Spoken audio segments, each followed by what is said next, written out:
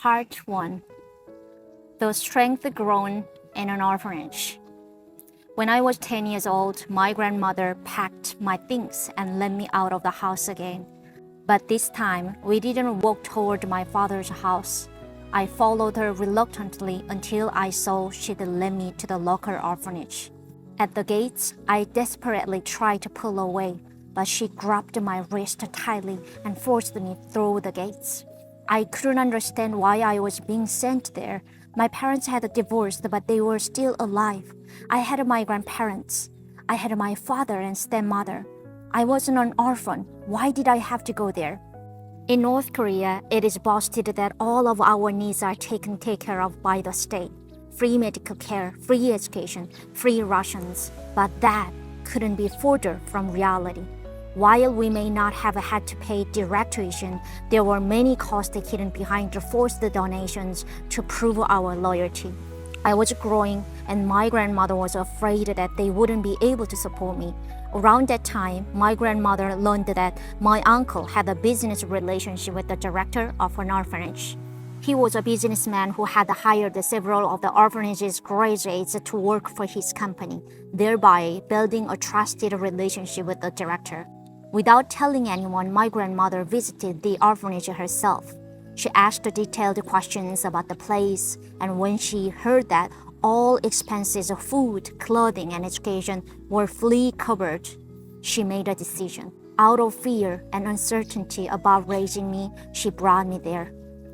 The orphanage rarely accepted children with the living relatives, but because of my uncle's personal connection with the director, they made an exception for me. The word free is one of the most seductive lies. I will soon learn that in this world, when someone provides anything free of charge, the price you pay is far higher.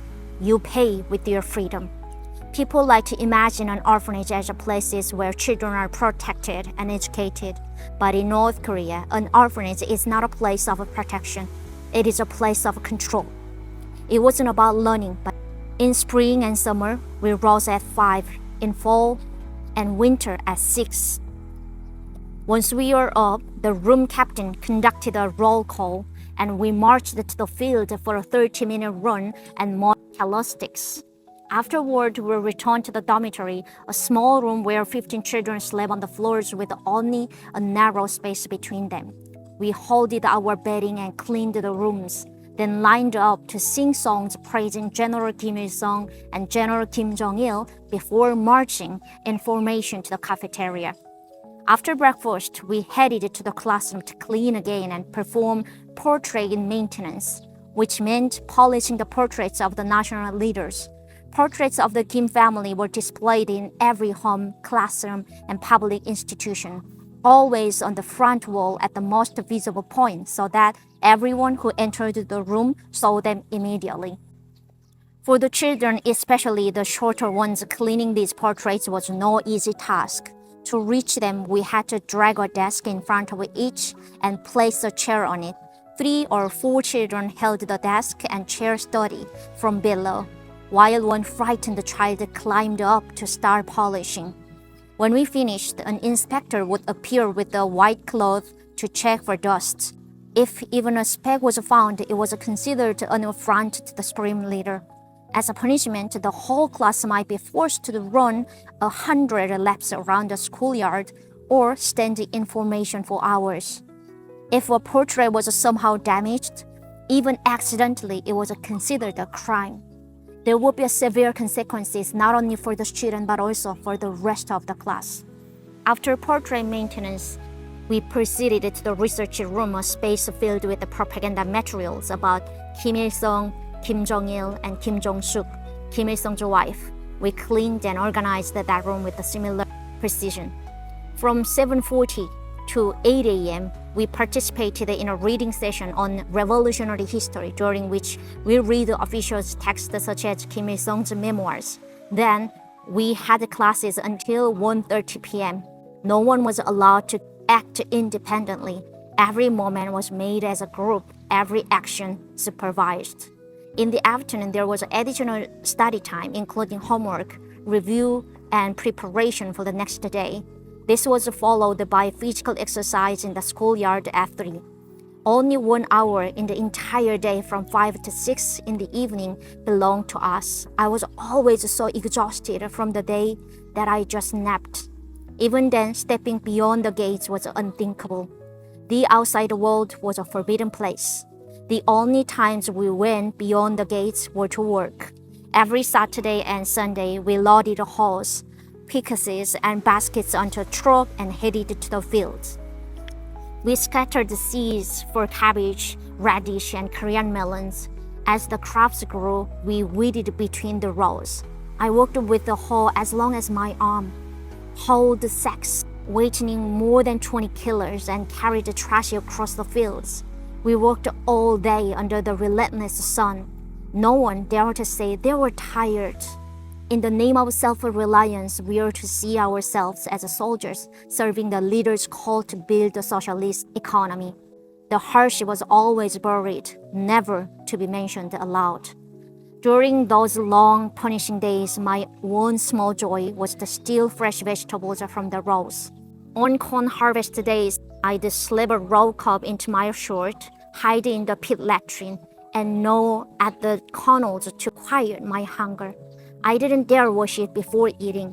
Clean water was scarce, and I might be caught in the act. From the first day I stepped into the orphanage, I was hungry. A day's rations consisted of less than 100 grams of rice, corn, and a mixture of rice and wheat, along with a few pieces of dried radish greens. As growing children, we are always hungry and severely undernourished.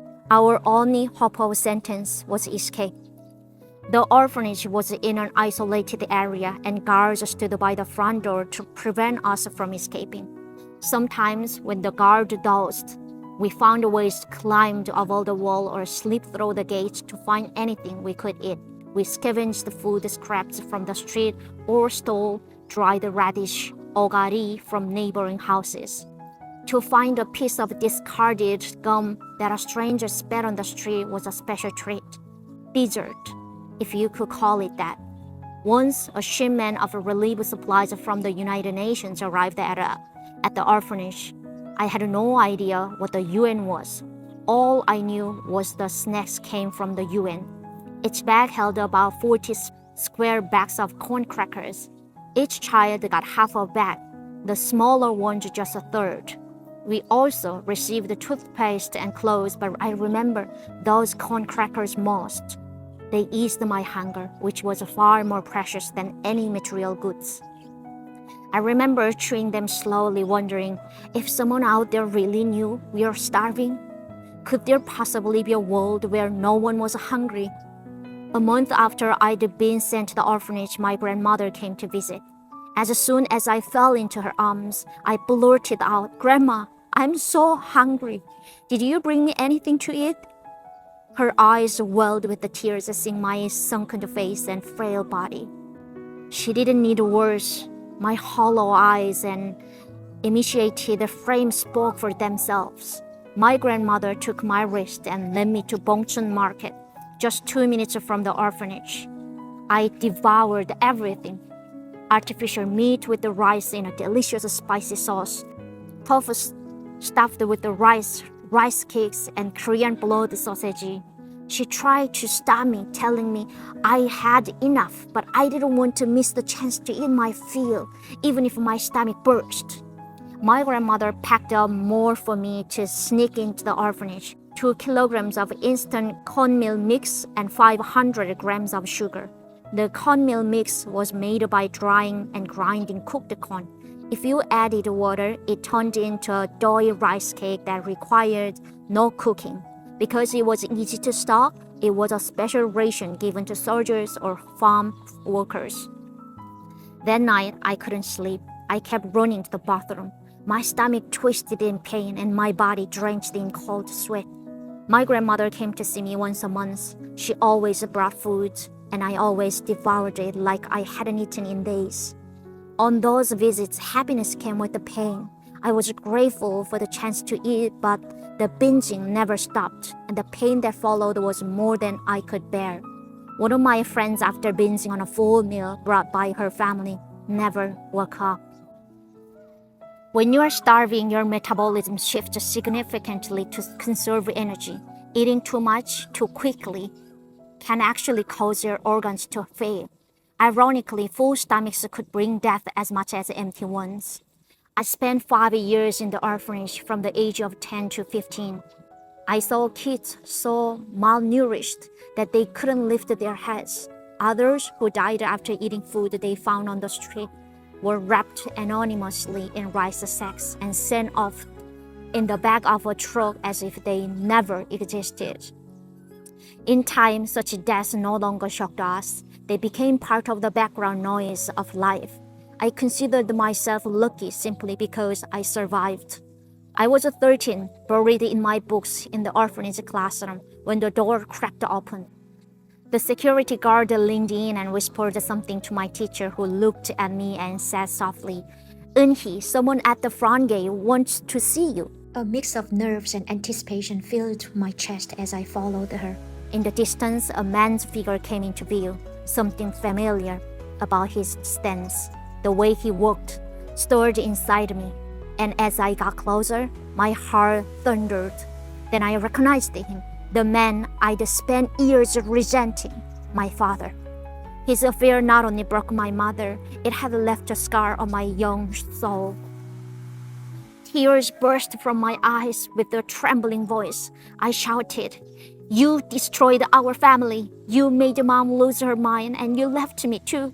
Because of you, I've been forced to live in this orphanage. Why are you here now? I don't even want to see you." Everything I'd bottled up inside, years of pain, anger, betrayal, came pouring out. "You are not my father anymore. Just go. Don't ever come here again." I turned and walked away, sobbing. My father stood there in silence, watching me. Even after I disappeared, he remained at the gate for a long time. Years later, he recalled that moment. "When you screamed and cried at me in front of the orphanage gate, I told myself, Eunhee is no longer my daughter. I've lost her." It tore my heart to pieces, but I had to swallow my tears and walk away. I didn't know that my father cried that day too. I didn't realize that the anger I carried might have carved a wound on someone else. I couldn't see it then. When I turned 15, I was finally brave enough to ask the question that had haunted me for the past 5 years. Why was I being treated as an orphan?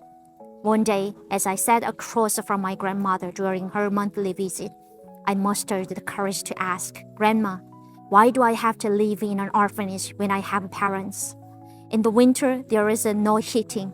We have to wake up at 5 in the morning and live like soldiers until 10 at night.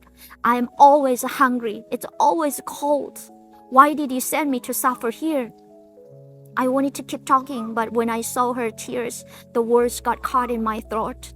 After a long pause, she replied, her voice trembling, "I'm sorry, Eunhee. I didn't have the means to raise you. The orphanage director said they'd feed you for free, even send you to college. I truly believed that was a better path for you. Your mom is in the hospital, your dad has another family, and your grandfather and I are unable to raise you properly. You even need money to go to school these days. I am so sorry." She was heartbroken by the decision, but felt she had no other choice. A few months later, my uncle came to visit. He used to visit the orphanage once or twice a year to meet with the director and recruit graduates from his business. He always brought me snacks or gave me a little money. During those visits, we sat down and talked. Finally, this time I told him, "I cannot bear life in the orphanage anymore. My parents are alive. Why am I treated like I have no one? Why do I have to suffer in hell?" He looked at me, stunned, then chuckled softly. "Why didn't you tell me this earlier? I thought you chose to stay there because you liked it. Come home, I will take care of your schooling. You can live with us." Tears welled in my eyes and I cried, "Uncle, thank you so much. I will never forget this. But after 5 years of living like a soldier, I don't want to end up feeling like I have to tiptoe around you and your wife. I want to live peacefully now. Please let me stay with the grandmother and grandfather." My uncle smiled and nodded. "Of course, I will make sure to send money to pay for your food and schooling every month." In North Korea, if you have money and power, you can bypass official procedures without consequence. I left the orphanage the next day. The orphanage was infested with the lice and nits. Bringing anything else with me would have spread the infestation to my grandmother's house, so I left with nothing but the clothes on my back. From that point on, I began to call myself an orphanage with the parents. I had parents who were alive, but I received no protection from them.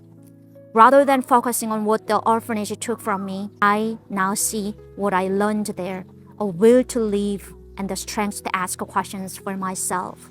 Those years shaped me into who I am today. They made me a survivor.